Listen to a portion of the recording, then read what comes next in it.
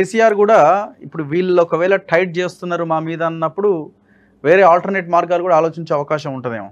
ఎక్కడ కేసీఆర్ ఆయన అంటున్న కూలగొడతాము అంటే కూలిపోతుంది అని అన్నదాని వెనకాల వీళ్ళు టైట్ చేసే కొద్దీ ఒకవేళ కేసులను ఇంకోటనో ఒకవేళ టైట్ చేస్తే ఈ గవర్నమెంట్ ఉండకపోతే అయిపోతుంది అన్న ఒక ఆలోచన కేసీఆర్ చేసి ఏమైనా చేసే ప్రయత్నం చేస్తున్నాడు. ఇక్కడ ఏం కేసులు పెట్టారని వాళ్ళకి జరిగిన హెరాస్మెంట్ ఏదండి, ఒక్క నోటి దుర్భాషలు తప్ప కేసీఆర్ కుటుంబం మీద తీసుకున్న నిర్దిష్టమైన చర్య ఏంది? ఆనాడు మనం ప్రజల మ్యాండేట్ పొందినప్పుడు ఏం చెప్పినాము?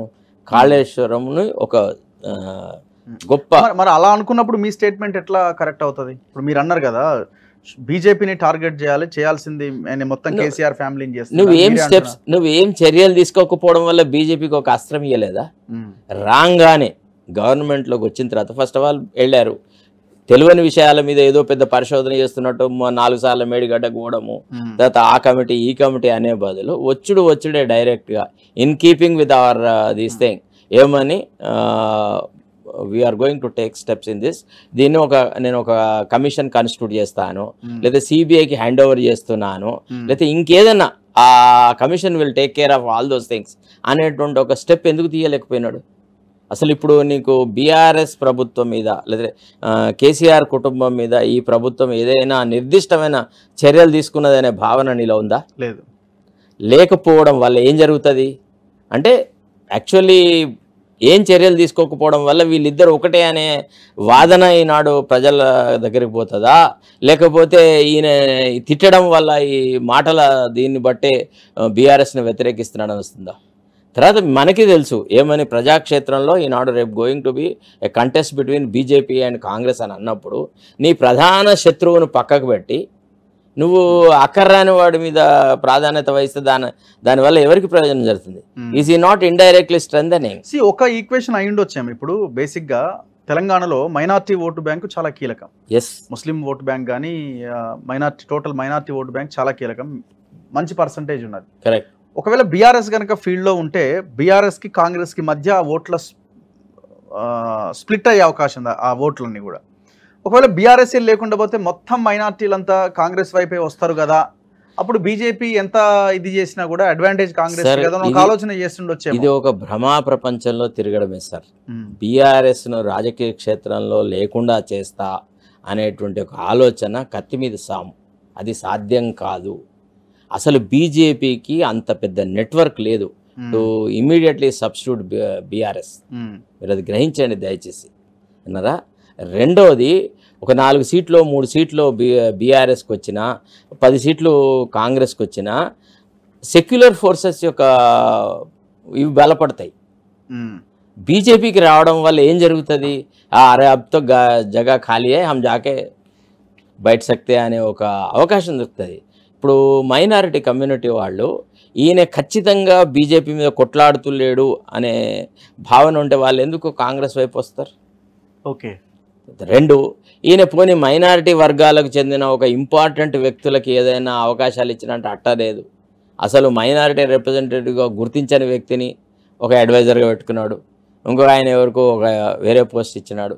కానీ నిజంగా బల్క్ ఆఫ్ ది మైనారిటీస్ యొక్క వాయిస్ని రిప్రజెంట్ చేస్తున్న వ్యక్తి ఎవరు? ఓకే, చెప్పండి. నువ్వు మైనారిటీ ఓట్లు నీ వైపు రావాలా? ఎప్పుడు రావాలా? ఎవరు అవునన్నా కాదన్నా అసదుద్దీన్ ఓవైసీకి కేసీఆర్కు ఉన్నటువంటి రిలేషన్షిప్ చాలా స్ట్రాంగ్,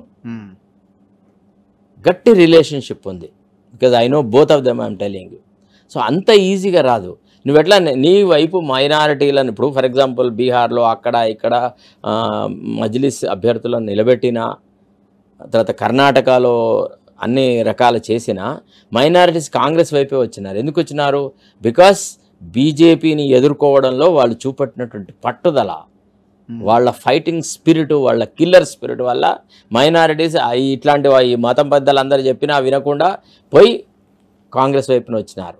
నువ్వు బీజేపీని ఇప్పుడు బీజేపీని మన రాష్ట్రంలో ఏమున్నా లేకున్నా దేశవ్యాప్తంగా మోడీ మళ్ళీ వస్తే ప్రజాస్వామ్యం ఉండదు, మైనారిటీస్కి బతుకు లేదు అనేటువంటి ఒక వాతావరణం సృష్టించబడిన పరిస్థితులలో నువ్వు బీజేపీని టేక్ ఆన్ చేయకుండా బీఆర్ఎస్ మీద రోజు మళ్ళీ తర్వాత కొత్తదనం ఏమైనా ఉందా చెప్పు ఈ విమర్శలలో? చెప్పు. ఈ అరిగిపోయిన రికార్డుని ఇంకెంతకాలం వింటారు ప్రజలు? రోజు కవితను, రోజు కేసీఆర్ని, రోజు కేటీఆర్ని, రోజు హరీష్ రావుని తిడుతుంటాయి. ఎంతకాలం వింటారు? పోనీ ఈ తిట్టిన తిట్ల వల్ల ఒక పక్క పెట్టి వాళ్ళు ఏదైతే పథకాలను అమలు చేసినారో, వెల్ఫేర్ స్కీమ్స్, రైతు బంధు అనుకోండి, ఇతరత్రమైన వాటిని నువ్వు మెరుగైన విధానంలో అమలు చేస్తానన్నావు. మరి నువ్వు మెరుగైన విధానాలు అమలు చేయగలుగుతున్నావా? ప్రతిదానికి వైట్ రేషన్ కార్డు ఒక ప్రాతిపదిక అన్నావు. వైట్ రేషన్ కార్డులు ఇవ్వనే లేదు కదా రఘు. 10 సంవత్సరాల కాలంలో ఒక్క వైట్ రేషన్ కార్డు రాలేదు. రాగానే మన ప్రభుత్వం ఏర్పడ్డ మరుక్షణము వైట్ రేషన్ కార్డులు ఇస్తే కానీ ఇది లేకుంటే మీకు నేను ఏ రకమైనటువంటి వెల్ఫేర్ స్కీమ్స్ అమలు చేయలేను, ఎందుకంటే ధనవంతులకైతే ఈ అవకాశాలు ఇవ్వలేము, పేదవాళ్ళకి ఇవ్వాలి, ప్రాసెస్ కంప్లీట్ చేయవచ్చు కదా అనుకుంటే ఎందుకు చేయలేదు? ఇప్పుడు అది చెయ్యకుండా ఇప్పుడు దాదాపు 10 సంవత్సరాల కాలంలో ఒక జనరేషన్ గ్యాప్ వస్తుంది. చాలా కుటుంబాలలో ఇప్పుడు 10 ఏళ్ళు 2014లో ఉన్న వ్యక్తి 2024 వరకు పెళ్ళిడికి వచ్చేసి పెళ్ళిళ్ళు అయ్యి విడిపోయిన వాళ్ళు అట్లా ఇట్లా కుటుంబాలు ఉన్నారు. ఒకే బీపీఎల్ కుటుంబంలో 2-3 అయినారు. తండ్రి పేరు మీదనే రేషన్ కార్డు ఉంది, తండ్రి ముసలాడైనాడు, కొడుకు కోడళ్ళు ఉన్నారు, బిడ్డలు ఉన్నారు, ఎవరికి రేషన్ కార్డు లేదు. ఇప్పుడు నువ్వు ఒకే కుటుంబంలో ఎన్ని సమస్యలు ఎవరికి ఇస్తావు?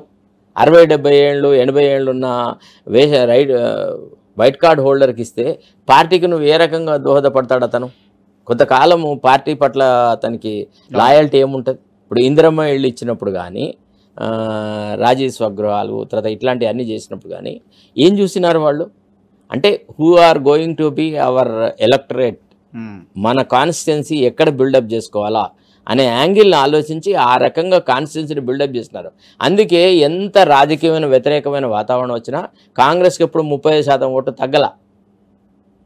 ఎప్పుడైతే కాంగ్రెస్ తన సహజంగా ఇందిరాగాంధీ నాటి ఆ పరిపాలనా విధానాన్ని, ఆ రకమైన ఆలోచన సరళిని ఎప్పుడైతే విడిచిపెట్టిందో అప్పుడు క్రమక్రమంగా బీసీలు దూరమైనారు, ఎస్సీలు దూరమైనారు, మైనార్టీస్ దూరమైనారు, వేరే వాళ్ళు అయినారు. సో ఈ యాంగిల్లో ఆలోచించినప్పుడు రేవంత్ రెడ్డి పరిపాలనలో గణనీయమైన మార్పులు జరగాల. ఇప్పుడు పార్లమెంట్లో రేపు టికెట్లు ఇచ్చే